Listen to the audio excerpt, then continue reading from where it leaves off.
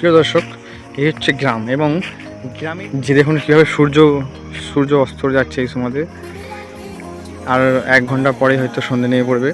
তো এই সময়টা দৃশ্যগুলো দেখুন, মানুষ গ্রামকে কেন ভালোবাসে। শহরে নানা রকম শহরে ব্যবসা আছে, কিন্তু গ্রামে অনেকটাই শহরের থেকে শান্তি আছে। চাষবাস দেখুন, অক্সিজেন থেকে শুরু করে পলিউশন থেকে শুরু করে সব দিক দিয়েই কিন্তু গ্রাম অনেক এগিয়ে শহরের তুলনায়। কিন্তু গ্রামের মানুষের কাছে টাকা কম, কিন্তু বুক ভরা ভালোবাসা এবং শান্তি আছে। তবে অনেক রাজ্য ভ্রমণ করেছি, তো অনেক এলাকায় গ্রাম অঞ্চলে কিন্তু উন্নতি আছে এবং সেখানে মানুষের ইনকামও আছে, রোজগারও আছে।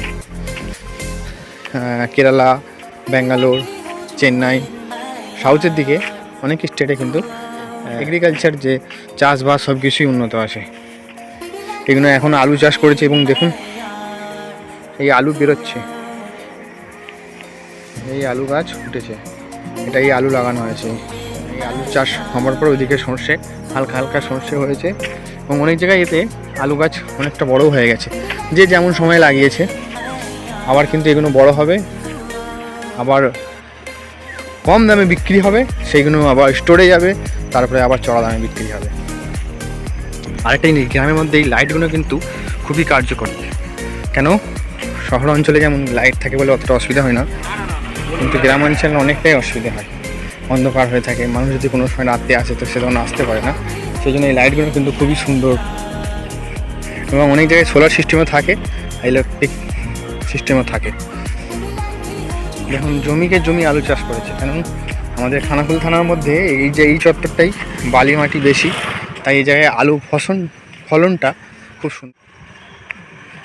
দেখতে পাচ্ছেন কীভাবে আলু চাষ করছে, ছিঁচছে। এই ঠান্ডার সময় কিন্তু জলেতে জল ছিঁচছে। একটাই ভালো এখানে, সেটা হচ্ছে যে এখানে জলের অভাবটা পড়ে না। তার কারণ হচ্ছে এখানে 2টো নদী আছে। সেই নদীর জন্য মুন্ডেশ্বরী নদী এবং তোমার হচ্ছে রূপনারায়ণ নদী, যে একটা নদীর ওখানে আছে আর একটা এখানে আছে। এখানে যে বড় জল বলে, এখানে কিন্তু নদীতে বাঁধ চাষের সময় কিন্তু সেই জলগুলো ছাড়া হয়, তারপরে মাঠে আসে।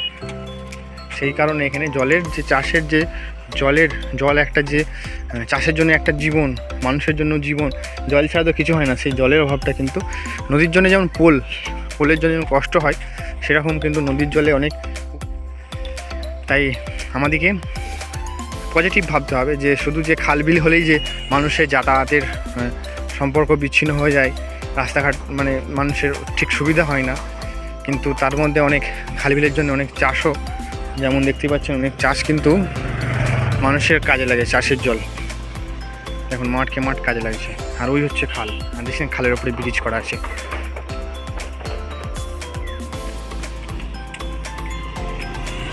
এই খালে বেরিয়ে আছে, এখানে সিস্টেমও আছে, হেভি মেশিন বসানো থাকে।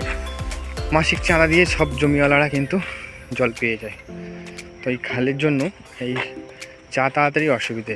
তাই সব কিছুটা সুবিধা হলে তো আর হবে না, কিছু ক্ষেত্রে আমাদেরকে কিছু স্যাক্রিফাইস করতেও হবে। এই জল কিন্তু এই এতটা থাকে, এখানে জল মোটামুটি পাবে এখান থেকে। সেখানটা যেমন জমে গেছে, এখানটা একদম জল নেই।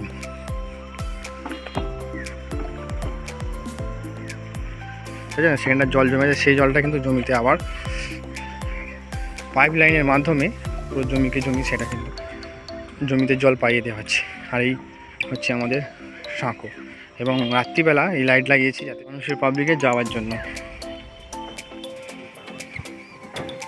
তো এইটুকুনি আপনাদেরকে বলা ছিল। এবং কেমন লাগলো আমাদের গ্রামের ভিডিওটা অবশ্যই জানাবেন। এবং দেখতেই পাচ্ছেন এই খালের ওপর দিয়েও কিন্তু এই 4 চাকা যাচ্ছে।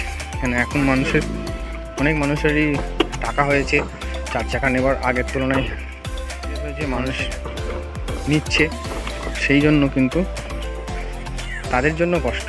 যদি খালটা এটা যদি ভেঙে যেত তাহলে কিন্তু আর যেতে পারত। তো কেমন লাগলো অবশ্যই জানাবেন এবং আমাদের পাশে থাকবেন বিএন বাংলা টিভি। তো এই পোলটার নাম যদি কেউ জেনে থাকো, জায়গাটার নাম, আমাকে অবশ্যই কমেন্টে জানাবে। দেখা হবে নেক্সট ভিডিওতে। সবাই ভালো থাকবেন, সুস্থ থাকবেন। জয় হিন্দ, বন্দে মাতরম।